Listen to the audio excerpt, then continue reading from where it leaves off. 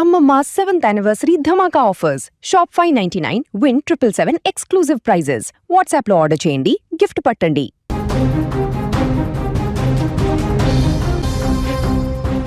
రైట్గా తమిళనాడు రాజకీయాల్లో దశాబ్దాల పాటు తిరుగులేని చక్రాధిపత్యం తిప్పిన అన్నా డీఎంకేలో అసమ్మతి సెగలు భగుమన్నాయి. ఆ పార్టీలో సగానికి పైగా ఎమ్మెల్యేలు విజయ్కు మద్దతు తెలపడంతో ఆ పార్టీ సంక్షోభంలో పడింది.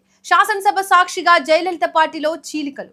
అన్నా డీఎంకేలో పార్టీ మనుగడపై తీవ్ర ప్రభావం పడనుంది. దీంతో పార్టీ గుర్తింపు ఎవరికి అనేది ఇప్పుడు ప్రశ్నార్థకంగా మారింది. రైట్గా ఇదే అంశానికి సంబంధించి మోర్ ఇన్ఫర్మేషన్ మా బ్యూరో చీఫ్ విజయ్ అందిస్తారు. విజయ్, చెప్పండి, ఇటు జయలలిత స్థాపించిన అన్నా డీఎంకే పార్టీలో చీలికలు ఏర్పడిన నేపథ్యంలో ఆ పార్టీ పరిస్థితి ఏంటి విజయ్?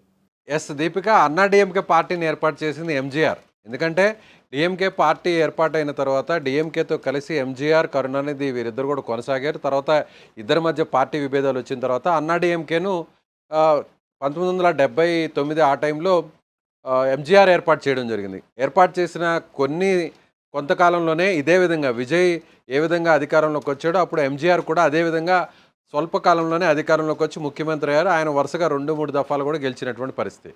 ఆ తర్వాత ఆయన మరణం తర్వాత ఆయన సతీమణి జానకి రామచంద్రన్ కొంతకాలం ముఖ్యమంత్రిగా పనిచేశారు. ఆయన ముఖ్యమంత్రిగా ఉన్న టైంలోనే చనిపోవడం జరిగింది. సో ఆమె పనిచేసినా కూడా పార్టీ క్యాడర్ అంత యాక్టివ్గా పనిచేయలేకపోయారు. ఆ తర్వాత జరిగినటువంటి ఎన్నికల్లో అన్నా డీఎంకే పార్టీ ఓడిపోవడం జరిగింది. దాంతో జానకి రామచంద్రన్ పార్టీని వీడి పక్కకు వెళ్ళిపోవడంతో అప్పటి వరకు యాక్టివ్ మోడ్లో ఉన్నటువంటి జయలలిత, జానకి రామచంద్రన్ ఎప్పుడైతే ముఖ్యమంత్రి అయ్యారో ఈమె కొంత ఇన్యాక్టివ్గా మారిపోయినటువంటి పరిస్థితి. సో పార్టీకి సంబంధించిన నాయకత్వం అంతా కూడా జయలలితనే ఉండాలి పార్టీకి సంబంధించి రథసారథిగా అంటూ కోరడంతో జానకి రామచంద్రన్ ఆ బాధ్యతల నుంచి తప్పుకొని జయలలితను పార్టీకి సంబంధించిన చీఫ్ చేయడం, ఆ తర్వాత జరిగినటువంటి మరుసటి ఎన్నికల్లో అన్నా డీఎంకే పార్టీ ఘన విజయం సాధించినటువంటి పరిస్థితి తెలిసిందే.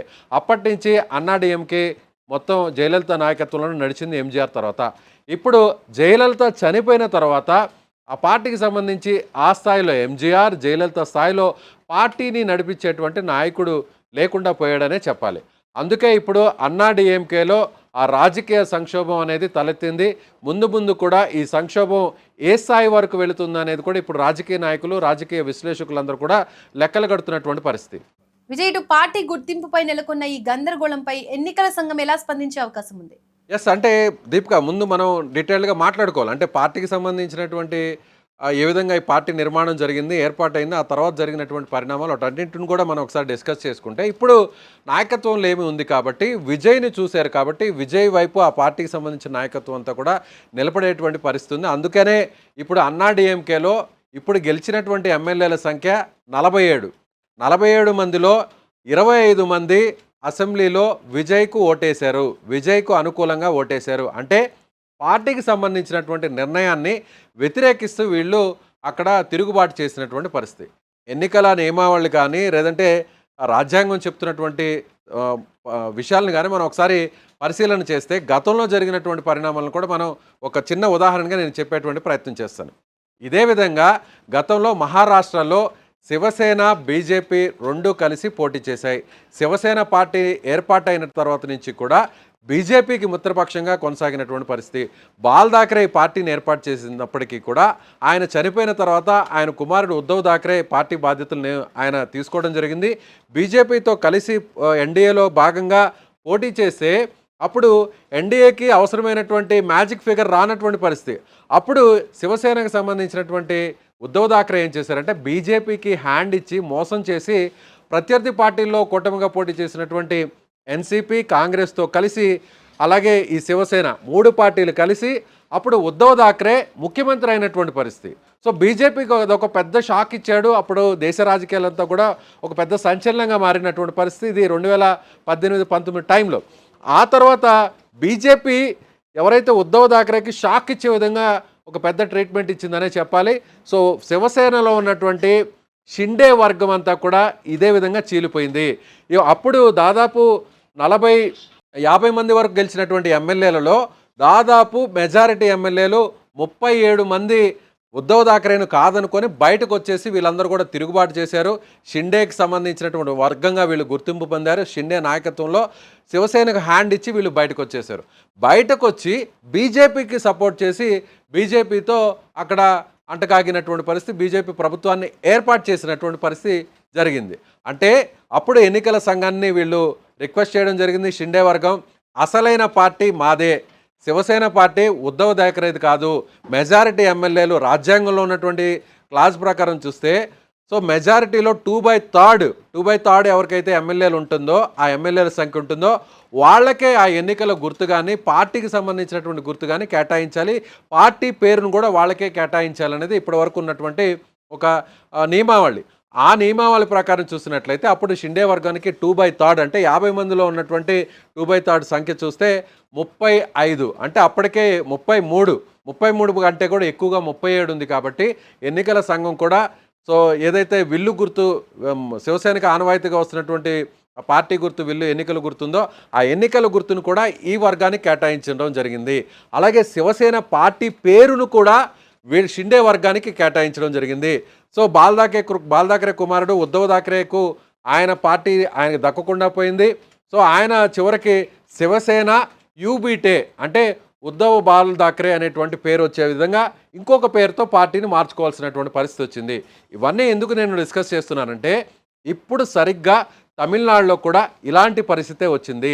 తమిళనాడులో అన్నా డిఎంకే కూడా ఇలాంటి పరిస్థితే వస్తుందా అనేది కూడా చూడాల్సినటువంటి పరిస్థితి. అంటే ఇప్పుడు ఇక్కడ అన్నా డిఎంకే విషయానికి వస్తే ఈ ఎన్నికల్లో గెలిచినటువంటి సీట్లు 47లో 2/3 అంటే 32 2/3 అంటే ఇప్పుడు ఆల్రెడీ 25 మంది తిరుగుబాటు చేశారు.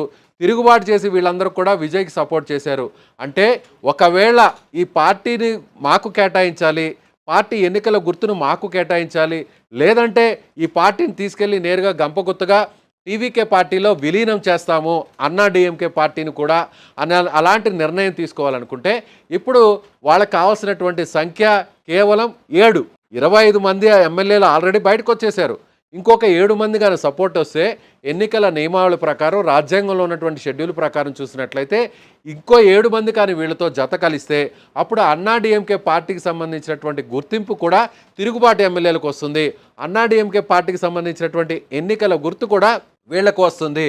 లేదంటే ఈ పార్టీని విజయ్ పార్టీలో కూడా విలీనం చేసేటువంటి నిర్ణయం కూడా వీళ్ళు తీసుకునేటువంటి అవకాశం ఉంటుంది. ఇప్పుడు ప్రజెంట్ అయితే మాత్రం ఇప్పటికిప్పుడు 25 మందికి ఆ శక్తి లేదు. మరొక 7 మంది వస్తే మాత్రం ఆ నిర్ణయం తీసుకునేటువంటి అవకాశం ఉంది.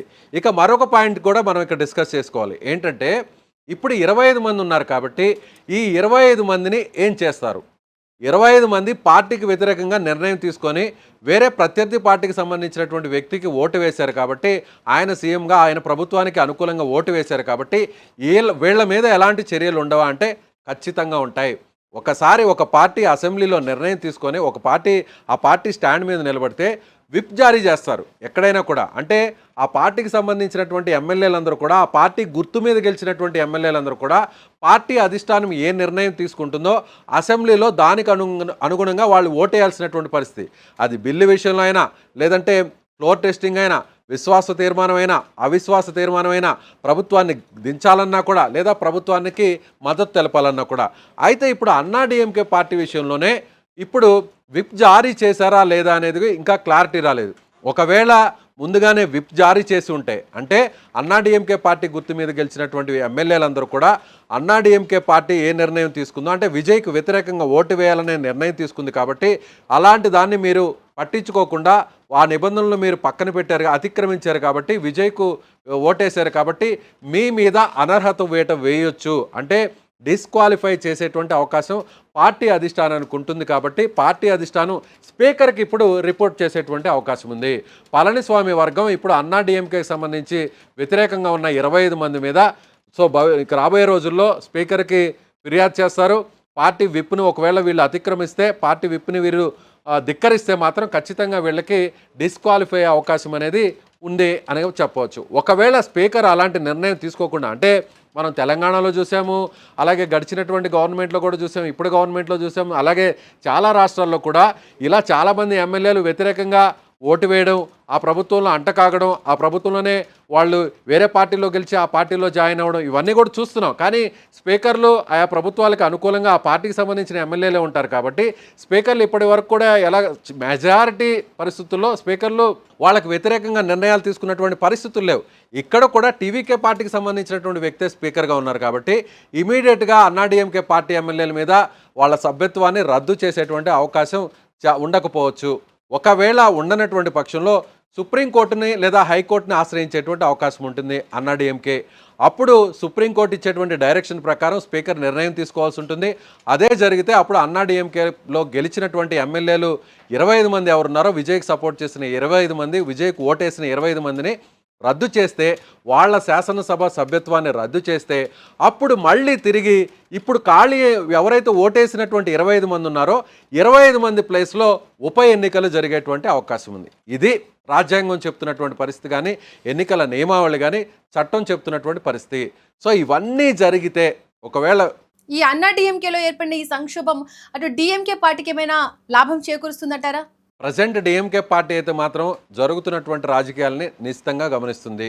ఎందుకంటే డిఎంకే పార్టీకి వచ్చిన డోకా లేదు. ఒకవేళ ఓడిపోయి ఉండొచ్చు, ప్రతిపక్షానికి పరిమితమై ఉండొచ్చు. కానీ తమిళనాడులో రాజకీయాల్లో ఏం చెప్తున్నాయంటే ఇప్పటివరకు మెజారిటీ ఎన్నికల్లో ఒక్కసారి ఒక పార్టీ గెలిస్తే వెంటనే 5 ఏళ్ల తర్వాత ఇంకో పార్టీకి అవకాశం ఇవ్వడం అనేది ఆనవాయితీగా వస్తుంది. మధ్యలో జయలలిత, ఎంజీఆర్ తప్ప మిగిలినటువంటి అన్ని పరిస్థితులు ఇదే జరిగింది. అయితే ఇప్పుడు డిఎంకే పార్టీ కూడా ఏంటంటే ఇప్పుడు ప్రజల నుంచి కూడా మాకు సానుభూతి అనేది స్టార్ట్ అయింది. విజయ్ ప్రభుత్వాన్ని మేము కొంతకాలం పాటు అబ్జర్వ్ చేస్తాం. ఒకవేళ విజయ్కు వ్యతిరేకంగా మేము నిర్ణయం తీసుకొని పోరాటాలు చేస్తే అది మాకు ప్లస్ అవుతుంది. విజయ్నే కాకుండా వేరే ఒక వ్యక్తికి మళ్ళీ సీఎం సీట్ ఇవ్వాలి, వేరే పార్టీకి ప్రభుత్వాన్ని ఇవ్వాలి అనుకుంటే ఖచ్చితంగా ఆబ్వియస్లీ అప్పుడు ప్రజలు, ఓటర్లందరూ కూడా డిఎంకే వైపు చూస్తారు. కాబట్టి ఖచ్చితంగా అన్నా డిఎంకేకి సంబంధించిన సంక్షోభం మీద కూడా డిఎంకే పెద్దగా జోక్యం చేసుకునేటువంటి అవకాశం లేదు.